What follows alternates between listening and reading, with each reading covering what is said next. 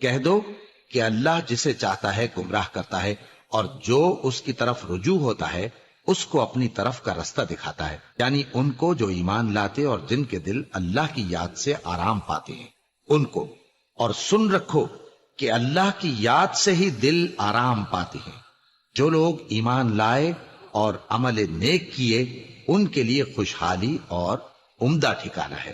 اور اگر شیطان کی طرف سے تمہارے دل میں کسی طرح کا وسوسہ پیدا ہو تو اللہ سے پناہ مانگو، بے شک وہ سننے والا ہے، سب کچھ جاننے والا ہے۔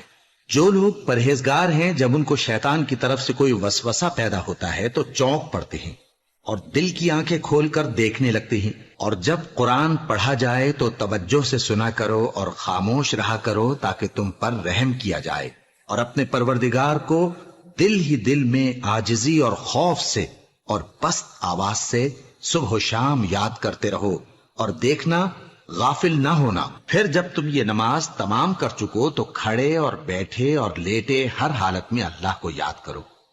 پھر جب تم مطمئن ہو جاؤ تو پورے آداب کے ساتھ نماز پڑھو۔ بے شک نماز کا مومنوں پر اوقات مقررہ میں ادا کرنا فرض ہے۔ مسلمانوں، نجات نہ تو تمہاری آرزوؤں پر ہے اور نہ اہل کتاب کی آرزوؤں پر۔ جو شخص برائی کرے گا اسے اسی طرح کا بدلہ دیا جائے گا، اور وہ اللہ کے سوا نہ کسی کو حمایتی پائے گا اور نہ مددگار۔